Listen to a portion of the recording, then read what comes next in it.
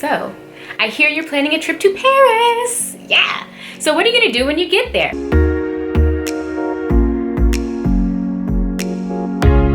Hey everybody, I'm Antoinette and welcome back to my channel. Today we're talking about planning our perfect Paris itinerary. I'm also going to share with you some of my personal itinerary for when I planned my epic solo adventure to Paris. So without further ado, let's get right into it.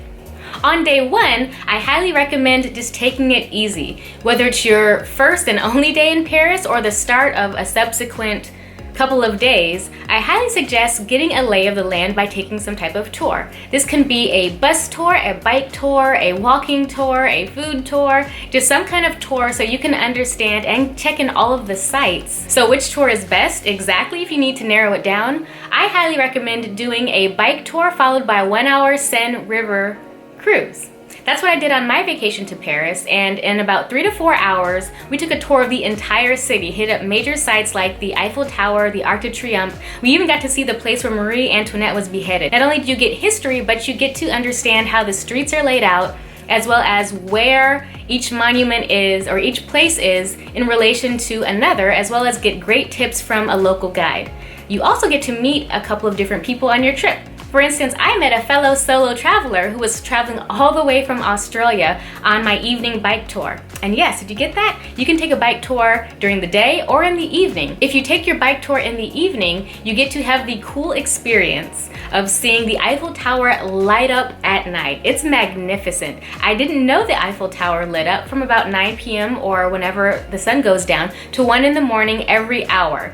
You definitely want to have your camera ready, take video. It is romantic. Look, I went by myself, but it was still pretty romantic. The 1-hour Seine River cruise is great because you get to check out Paris from a completely different perspective. You get to boat by all of the monuments like Notre Dame de Paris, as well as underneath famous bridges like Pont Neuf and Pont Alexander III. So on day two, I would recommend visiting Sacré-Cœur, which is the highest point in Paris, to take in the amazing and breathtaking views.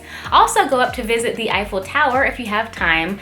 You can actually go inside and go to different levels within the tower. There's also Palace Garnier, which is a beautiful and exquisitely decorated building. Just take your camera and start taking photos because that opera house is amazing. You can also catch a show. On my tour in a small group, I went with a private chef to tour the markets in Paris, as well as pick up food so that we can do a hands-on cooking lesson.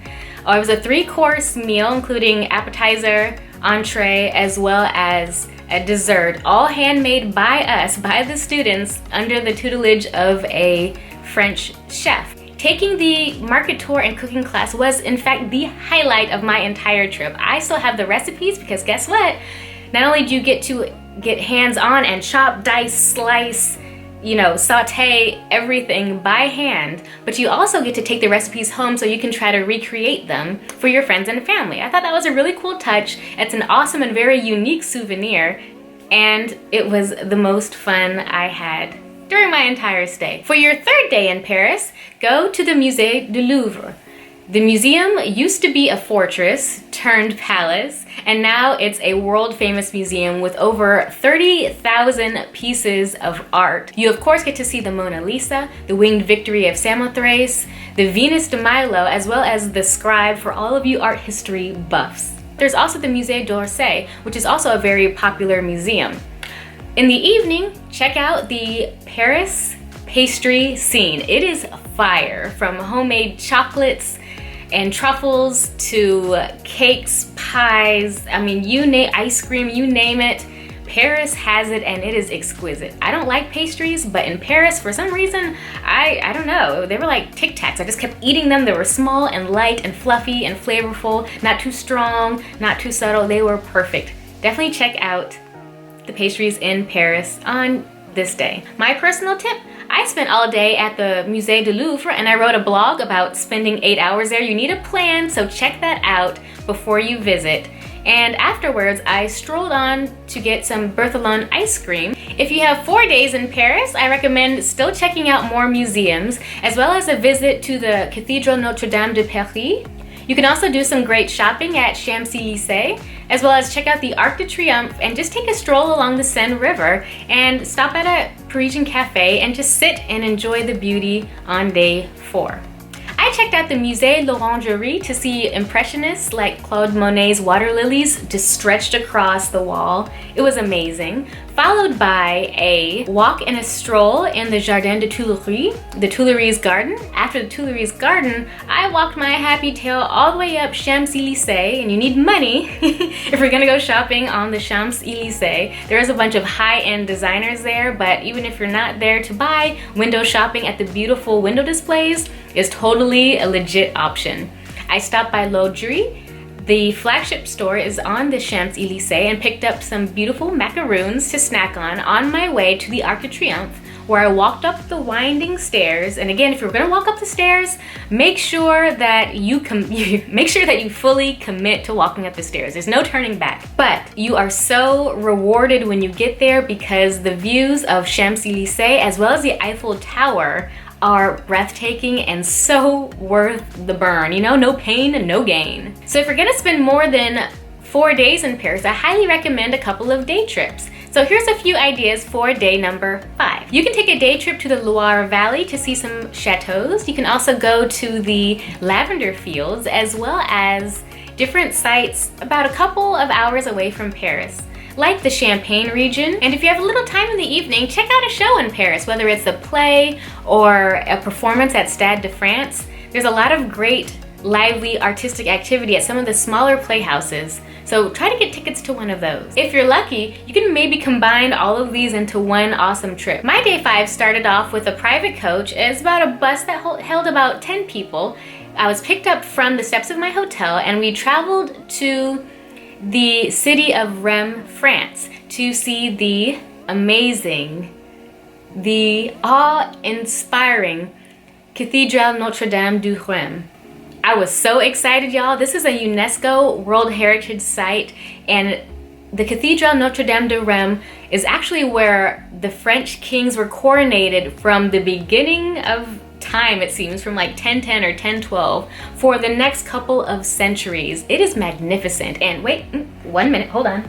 You know, I took an art history class, you know, nerding out. On page 505, though, I took an art history class and came across this beautiful picture of the cathedral, and I thought it was just the most exquisite thing I had seen in the entire book. I had to see this cathedral. It is just so, the architecture is amazing. The history is so rich, and I had to go. And so I was thankful because I had the opportunity to do that when I visited Paris on a day trip to the Notre Dame Cathedral de Reims. After that, our private coach took us to the Champagne Valley of France, where we got to go on a private tour, a private cellar tour, as well as a champagne tasting at Moët and Chandon. It was really cool, it was really private, and we got to do a little bit of shopping at their exclusive shop afterwards. After that, we had a delicious lunch, and then we jumped right back in our private bus to go to a smaller champagne cellars, Dauby Cellars, in the Champagne region.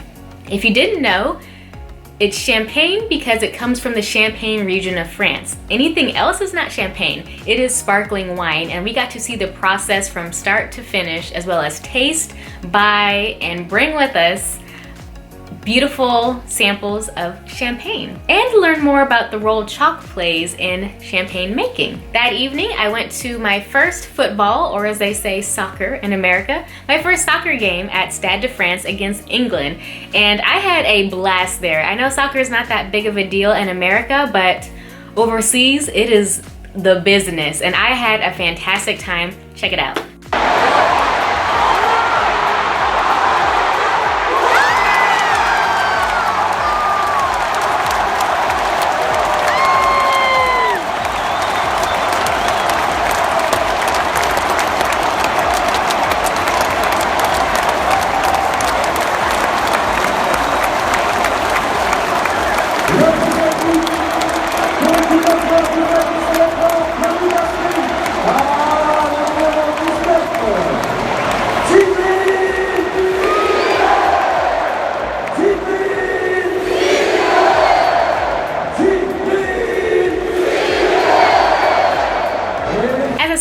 If you want more information on the specific tours that I took, then definitely check out my link down below where I listed my exact tours with the tour company I use, as well as the prices and the availability of each of them. So on your last day, day 6 of Paris, you can catch anything that you might have missed or may not have gotten to in the other 5 days. You can also do more eating because there's a lot to eat in France. You can do more sightseeing. I recommend doing more strolling around town, checking out just different shops and cafes, bookstores, more museums. There's a ton of stuff to do. My last day in Paris, day 6, I took a day trip about an hour. I took the RER-C train to the Château de Versailles, or the Palace of Versailles. It was magnificent, let me tell you. I mean, they spared no expense when they built Versailles. I mean, there was no inch undecorated. It was kind of crowded, of course, but I used my Paris Museum pass, which got me entrance to not only the Palace of Versailles and Marie Antoinette's Petit and Grand Trianon, but also the gardens, the Arc de Triomphe, the Musée du Louvre, the Musée l'Orangerie, as well as the other museums and monuments I visited in Paris. If you want more information on that pass, if you're gonna see 4 or more museums, it totally makes sense. I've got my link down below, check it out, and I also did a video on it. But Versailles was amazing. It was so amazing, in fact, that I got lost. Like, legit, I got lost in Versailles, and I kind of was salty about it for a little bit, but then again, I had a quick reality check. I could either be at work, see, this is work, or I could be lost in the Palace of Versailles. Boom, like, hey, it's not so bad, you know, life is not so bad if you're lost in the gardens of Versailles. Later that evening, I went to the Moulin Rouge, because how can you go to Paris and not check out a cabaret or a can-can performance? Like, let's be honest, everybody. You gotta go to a cabaret in Paris. And the Moulin Rouge, I purchased a pass that allowed me entrance to the show, as well as a 3-course meal with champagne. I was seated with another solo traveler from India, so we totally connected, as well as an older couple who was in Paris for the 6th time in their life, and they're just living it up. That show was quite the spectacle. Like, I can't even, I mean, it's not just a dance performance, but you have a bunch of, it's like a variety show. There was even a pony at one point in time, I don't know. Sit back and enjoy your final day in Paris. So I hope this itinerary gave you a couple ideas for planning your own trip to Paris, as well as coordinating and putting together your own personal itinerary, whether you're gonna be in the city for 1, 2, 3, 4, 5, or 6 days, as well as some day trip ideas if you want to make it slightly outside the city. So tell me this, what sounded most appealing to you? Like, what are some things that you want to do when you get to Paris that you've either dreamed of doing or you look forward to doing? Share with us all below. And also, do you have any tips from your recent trip to Paris or from a prior trip to Paris? Any other ideas? Put them down in the comments below. If you wrote a blog about it, share your link so that we can all get a couple of new ideas and have the best trip ever to Paris, France. For reference, you can check out my blog, frolicandcourage.com, where I've written blogs about spending 8 hours in the Louvre, as well as the Paris Museum Pass, and you get to see my itinerary each of the 6 days I was there. And don't forget to check out my videos on the Paris Museum Pass and on cheap Paris public transportation options. If you're gonna go from the airport to the city, I tell you how to do it, how much it costs to ride the metro, as well as some money-saving tips to getting around the city. So now that you know more about how to plan the perfect itinerary in Paris, as well as some ideas on how to put together your own trip with activities and sights and sounds and fun, it's time for you to have the courage to book your tickets, put together your itinerary, and then go and have a great time in Paris. I'll catch y'all later in the next video. Bye!